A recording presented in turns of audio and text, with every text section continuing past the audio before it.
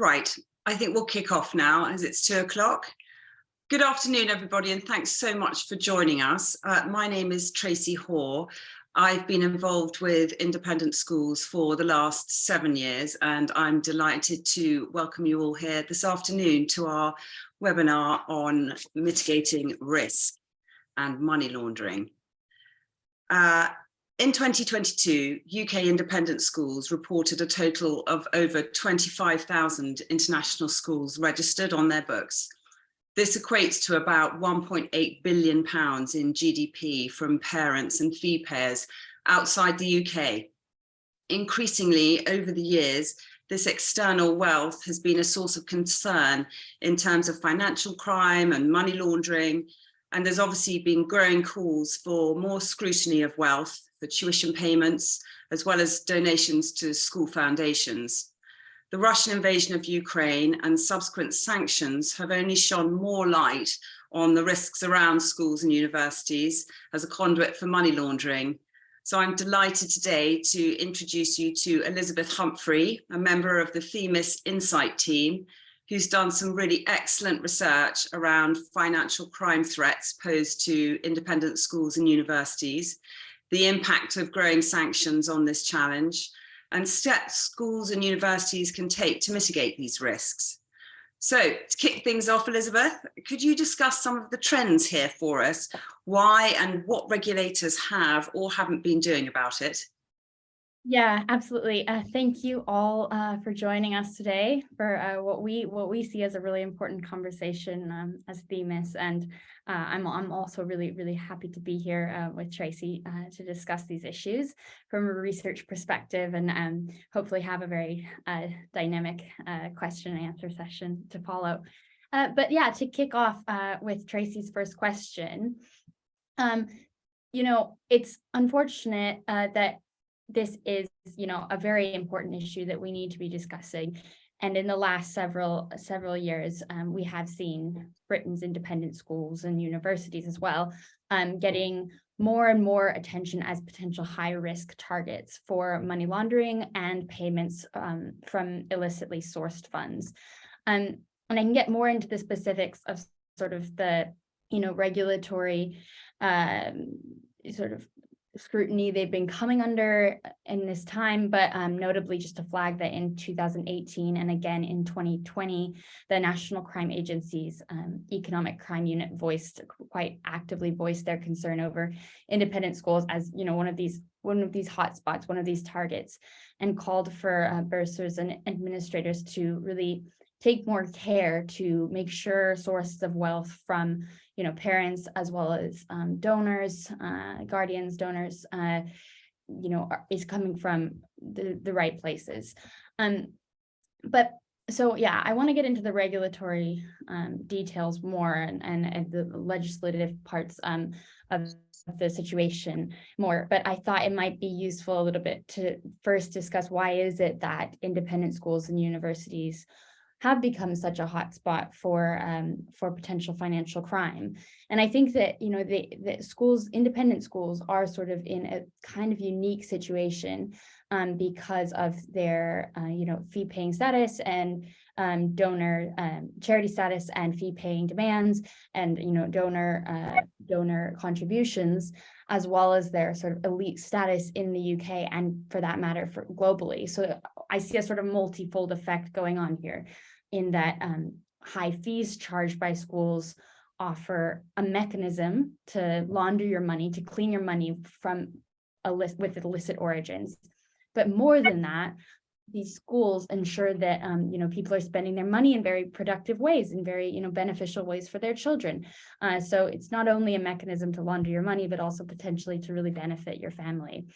And as charitable foundations, certain schools also provide an avenue for large donations to potentially mask illicit funds. So in the same vein, they can have a dual purpose of laundering funds, but also building up your sort of elite status and your influence. So it's seen as quite a strategic route. It has been for potential illicit actors, unfortunately. And then on top of that, it does seem the research is pointing that there is a lack of awareness and a lack of maybe engagement in this issue from schools and universities. So in particular, we've seen a lack of sort of what they call suspicious activity reports going to the national crime agencies submitted by schools and universities. Unfortunately, there's a really low proportion of those reports coming from schools and universities as opposed to the sort of broader business world. So, and we're sort of noting a culture of hesitancy to voice suspicions when they arise. And this may add extra assurance to those seeking to sort of clean, dirty money via this route. It might be seen as a sort of safe route to go, unfortunately. So these contributing factors do appear to make this issue, an important one to be discussing. Okay, that's really interesting. It's worth noting to all the attendees, do feel free to ask Elle any questions in the Q&A box, and we will get to those at the end. Yeah, I'll try to. It would be great, Elle, to get a sense of the sort of evolving regulatory terrain. What new regulations have been coming out? What broader regulations are there around money laundering and financial crime that specifically apply to schools and universities? Yeah, so I think it's very important for schools to have a very strong understanding of the legislative environment and how it impacts on them, and that comes from sort of broad legislation that applies to many businesses and charities and the like across sectors, as well as some quite specific guidelines around and regulations and legislation around schools.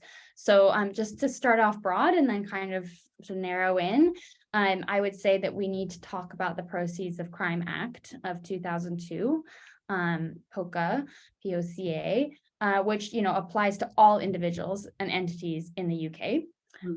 But specifically sections 328, 329 ban the facilitation of money laundering and the handling of criminal property. So it really makes money laundering and active participation in money laundering or a transaction, whether you're on the giving or receiving end of that transaction, it makes it illegal.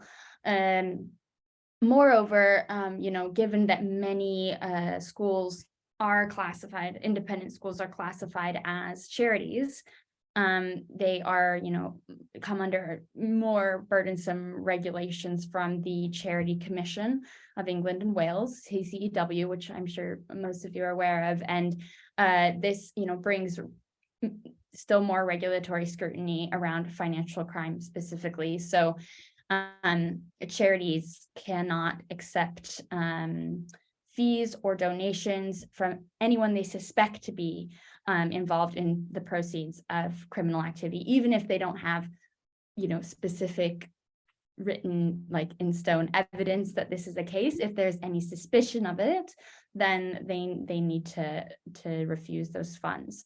And I think worth flagging that particularly right now, as a sort of charitable status of independent schools is under some level, I think I don't know as much about this as all of you would, but under some amount of scrutiny.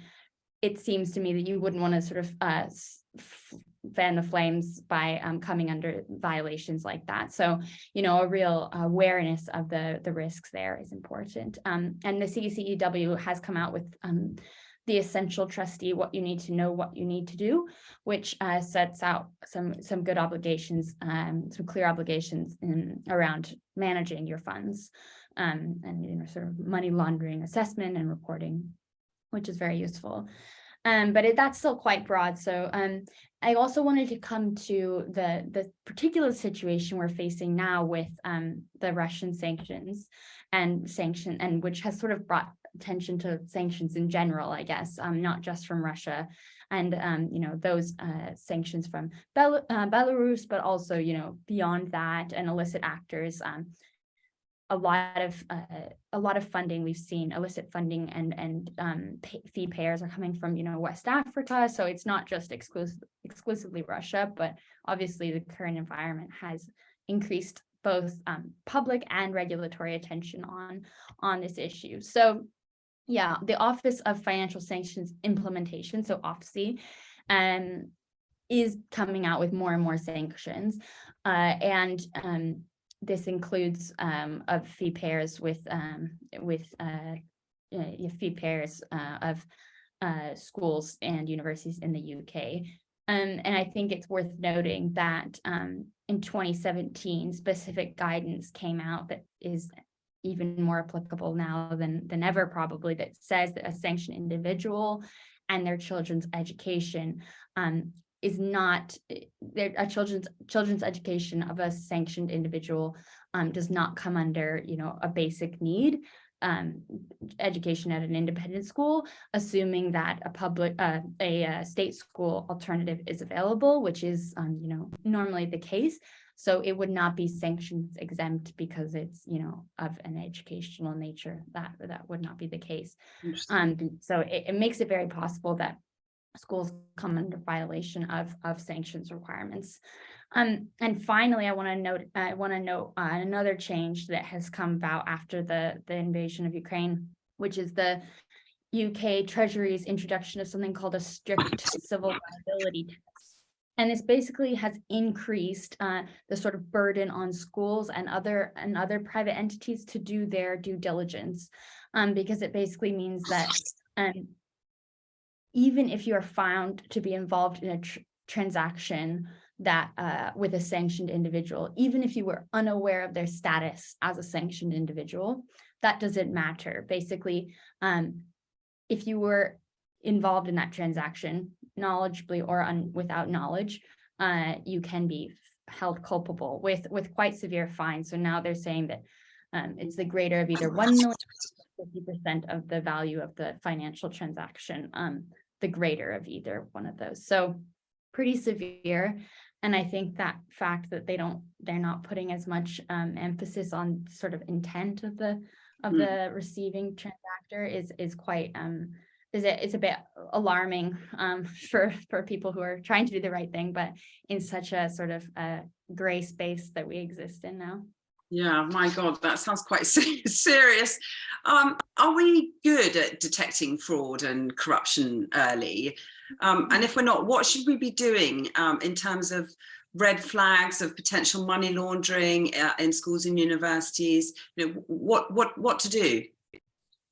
Yeah, absolutely. So schools, universities, and all businesses, really, individuals struggle to detect fraud. Fraudsters and sanctions evaders, corrupt actors are very good at you know, getting around hoops and getting through hoops, and you know, they very often will know the system much better than the good guys. So it's important that we're aware of those key risk areas, the hotspots, the red flags. But just to outline a few key specific risk areas, which I would imagine many are aware of already, but just to flag, we need to be aware in particular of third-party payments of fees. So this looks like, you know, if a third party, not who you'd expect, be making that payment,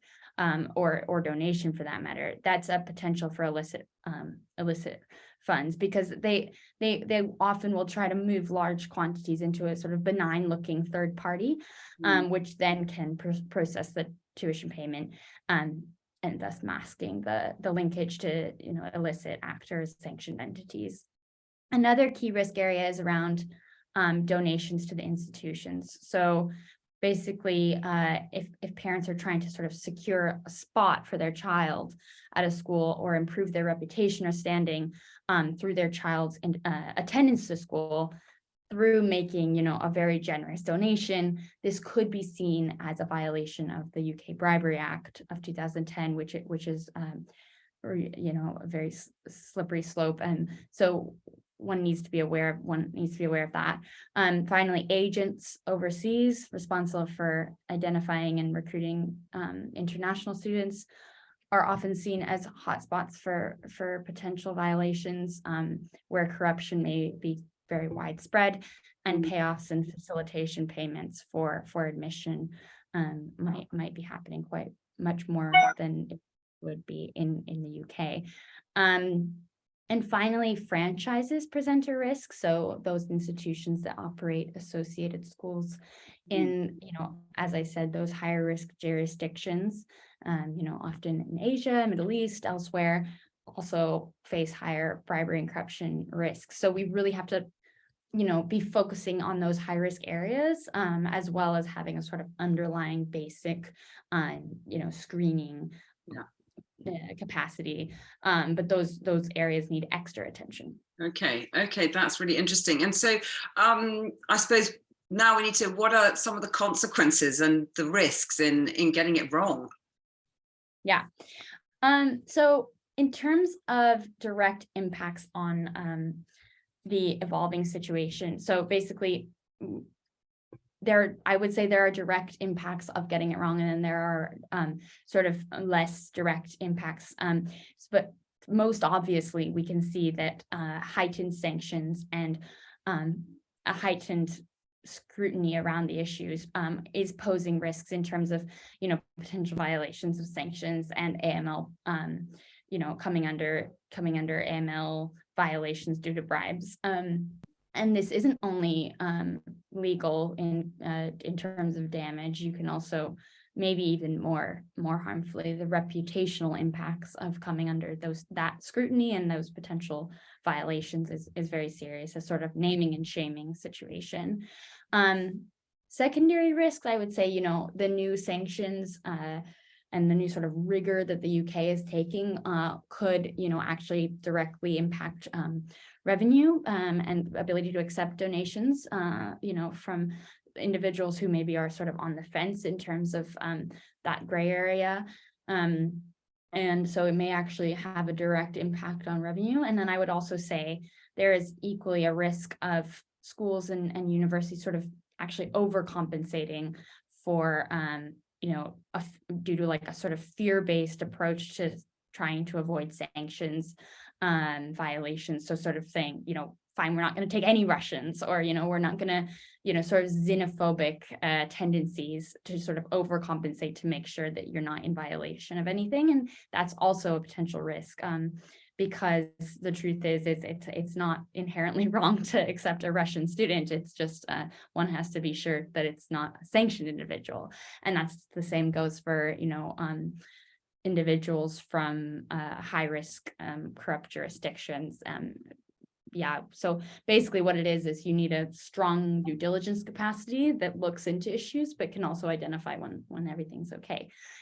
So I thought that part of this conversation, it might be useful to show you a case of, what kind of the consequences can be for schools, and also that come under some violations and some steps that you can take using tech to sort of avoid that situation. So let me just share my screen. Okay. Are you seeing that, Tracy? I am, yes, that's great. Fantastic. So yeah, so I'll show you in a moment, and this is our own platform, Famous Search. But just to introduce what I'm going to show you, and I would imagine that most of you will be aware of this case study, but basically, several years ago, Oxford University received an offer of a donation for £3.6 million from a man named Said Gutseriev. So, at this point, they had to decide what is it that they were going to do with this donation. And Oxford at the time happily took the money. And this unfortunately was sort of failing to undertake adequate research into, his linkages to potential illicit funds, or take seriously sort of the risks in general around accepting a donation. And we know now that if Oxford had looked a bit more closely into the sources of the money, then they would have known that Said's wealth comes from his father, Mikhail Gutseriev, who is a major Russian oil oligarch. So they would have known this, and they probably would have, taken different action, or one would hope. So I thought maybe we could take a look at this case on Themis search. So basically, I'm going to put in his name into, if you were going to hypothetically screen him as a new client, I'm going to put his name here. There's my name. So I've copied him. So let's screen for him. Okay, so then we got this person with 100% accuracy that it's him. So I'm going to select him. And there he is. Okay, so it's quite useful because we already can see on this profile, and we can check that that's indeed him. We can see that not only does it give us information on who he is, so we can make sure it's the right guy, but also we can see that there's some issues coming up already that kind of indicate there we should do some more digging onto him. So with that in mind, we can launch an investigation. Okay, so there he is. And I've already built out this map a bit, but just to get us started, I want to look at who he's connected to. And there's his dad, the one that we know the money came from. So I'm going to add him there. And we can see that he has a lot of red flags coming up, or yellow dots. And I've made the whole, it's very easy to build out this web by clicking and adding and everything, but just to save time, I've made this one just beforehand to show you the sort of flow and what can be revealed through a tech due diligence platform like this. So basically, and I worth noting right now that Oxford accepted this money in 2019. So the sanctions that Saeed is now under, you can see were added, it's updated regularly. So they were added very recently. But this associated person, the son, that would have been there well before, that would have been there in 2019. So then we could have gone and looked at Mikhail, and we can see quickly that there's quite a few things that would have come up for Oxford had they clicked on here. So first of all, we can see, okay, those are also newer sanctions. And Al, and this information, is it being updated by the minute or once a month? Yeah, I believe it's updated every 6 hours. So it just has all the incoming stuff, but it also very usefully has a long history to it. So we can see here that he's a PEP. So that would have already been like a reason to flag him up.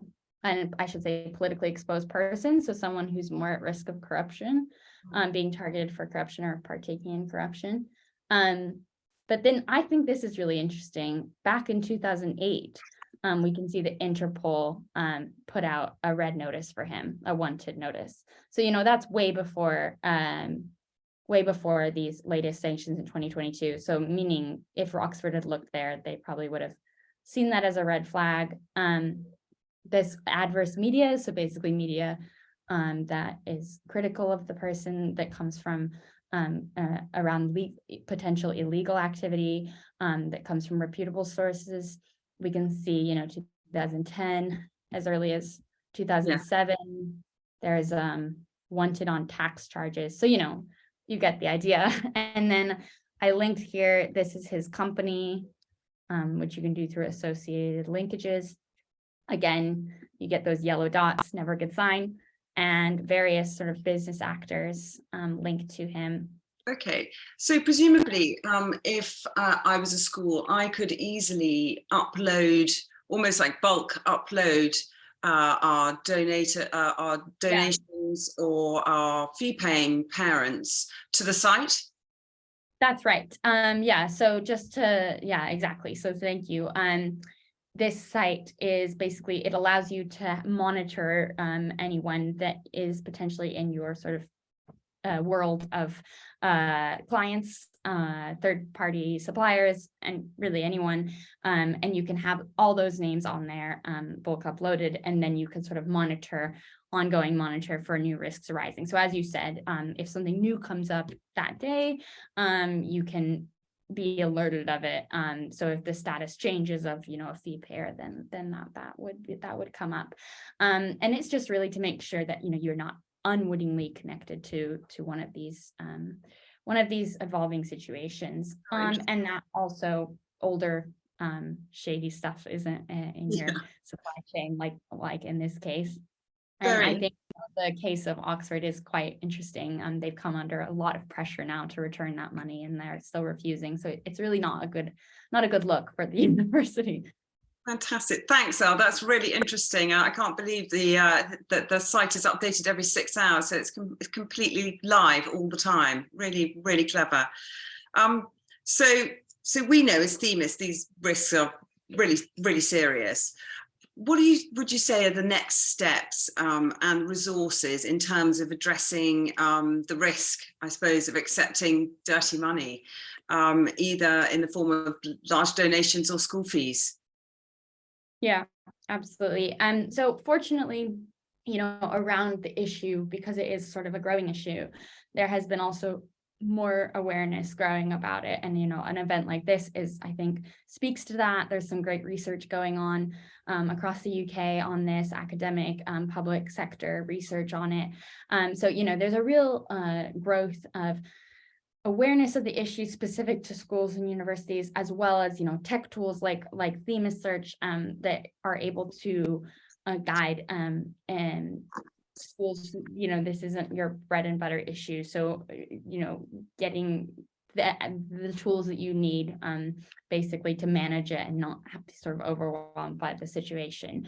And there's also a lot more regulatory guidance that is sort of equipping schools to bolster against the risk. So in terms of guidance, I wanted to start out just to flag a few things. So ISBA has some very helpful tailored guidance for schools, taking a sort of whole and putting it into a bit more tailored.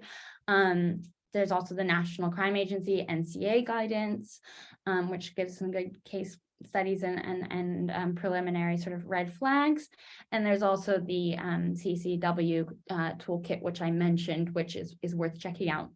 In terms of best practices, I sort of break it down into a few different categories. So first of all, I think the key would be that the whole school team needs to have an awareness of this.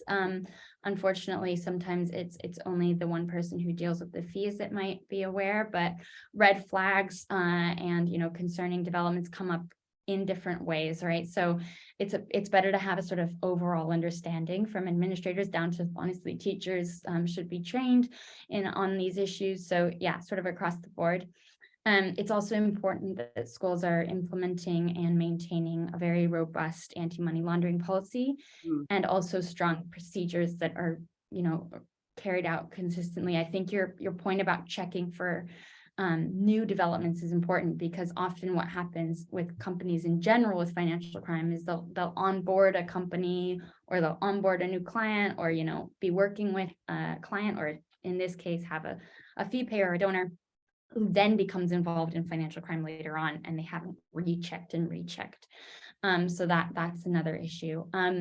And then also this issue we noted at the beginning around a lack of submission of suspicious activity reports to the National Crime Agency is an issue.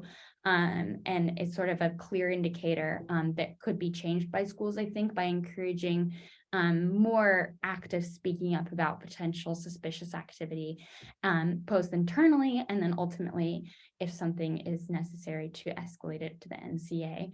And then finally, requiring comprehensive ID checks on fee payers, on donors, and making sure that screenings are taking place regularly around those sanctions and around politically exposed persons in general. Many politically exposed persons are not involved in any sort of illicit activity, but it's important to be keeping, that's why they have that status, to be making sure you have that eye on them. I imagine, I'm so sorry. Oh, yeah, no, go ahead. No, please. I imagine ongoing monitoring could also be included for all of your stakeholders, but your key supply chain, etc.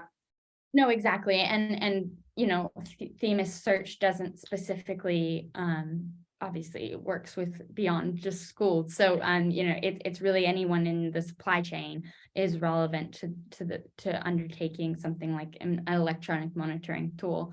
Yeah, it's not specifically for fee payers or you know, I guess clients more generally. It's also for, yeah, anyone you're working with. As I said, you know, agents can be a hotspot. Other collaborators in the business, and you need to have your eye on as well. Amazing. I think we've got a few minutes just for a couple of questions.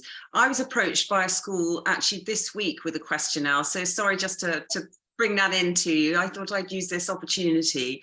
What can we do if I mean, it's slightly awkward, but what do we do if we have a fee-paying parent or body or a donation that we feel as a bursar may be shady or maybe a little bit dodgy? What can one do? Yeah, absolutely. And I think this comes back to some of the hesitancy around voicing suspicion, because a lot of these are members of a sort of close-knit community, and I would imagine it's quite difficult to sort of come forward and be suspicious. But that I guess my answer would be that you don't necessarily need to assume that they are guilty, but rather do deeper due diligence, basically, to look into whether there is reason for concern. And once we know that there is, then that sort of can make you more confident in your suspicions. And so there's something called an EDD that can be helpful. And I just wanted to share my screen. Can you see that? Yes. Okay, so yeah, so back to this Syed Gutseriev. So if we selected him, we can actually launch an internal enhanced due diligence report. We can ask for that by filling out a form like this. And basically then you trigger a more in-depth investigation into who is Syed, like, do we need to be concerned about him, or you know, was it really just a passing suspicion and it's fine. So I think that's the response to have, like, don't panic, because Yes. then it could be, you know, xenophobia and these issues we want to avoid, but also to take it seriously and always do an enhanced DD report. And that can be done with, presumably, without the person knowing. You know, there doesn't need to be any sort of formal acknowledgement that this is being done, essentially, but it's all done legally. Okay, I've had another great question. I've got time for two more. And I love the first one because it's extremely easy. Is how feasible is it to investigate all fee-paying parents on the Themis platform? I know you're going to say super easy. Yes. So as you sort of said, in terms of, as you asked about the sort of bulk upload, it's quite easy to sort of just keep track of people it's not an invasive process. This is all public information, and you know, that we've collated sometimes behind paywalls and these things, but you know, we've put it together into a system that tracks it. So it's really something you can do with your fee payers and donors on a regular basis. Just have them. I know that you know, members of our team, our leadership team, have this for, you know, their clients. It's just a regular thing to have. And to be honest, what other people trying to enforce due diligence are doing, just without the tech. So this is not like a different process. It's just potentially done better and more efficiently and more recurringly through using tech. But you know, it's a step forward along the same path of strong due diligence that companies have been encouraged to do for Absolutely. forever. But it should be fairly quick and easy, shouldn't it? You know, really, Yeah. to upload the names, find out the answer. Yeah, I think that's the goal, because I think it can be quite overwhelming process if it's not streamlined. But you know, Themis Search can provide the monitoring sort of into your inbox in a way. So like if something changes, then a red flag would come up, and if it's not, then that sort of silence is a good thing. Okay, and last question, sorry, because I'm conscious of time and also your own time. I think I know the answer to this, but are the rules for financial crime prevention different depending on the size of school or bursary? No. Yeah, one size fits all. Yeah, I think it really is important that to keep in mind that well, it may be, a bigger school like Oxford University coming under that criticism has gotten a lot of attention. And, that is one factor that maybe would change in terms of if it's a bigger school. The stories that we've been getting, there's been quite a few lately. They often are sort of the big name schools, but that doesn't preclude the regulatory issues from continuing, and that being said, the naming and shaming as well. Yes, I'd also like to say, do feel free to email either Elle or myself after the webinar with any questions that you may have. We'd be delighted to answer them. That's it. That's all we've got time for today from Elizabeth and I, and as well as from the much broader Themis team. We're very happy to address any further or specific questions that you have going forward. We'd also be delighted to demo anything that we've told you today or spoken about today. We have recorded this, so we'll be sending it out to you along with our document and our research. And I just wanted to thank you all for joining us, and we look forward to carrying on this important conversation with you. Thanks so much for your time. Thank you all for joining. Thank you, Tracy.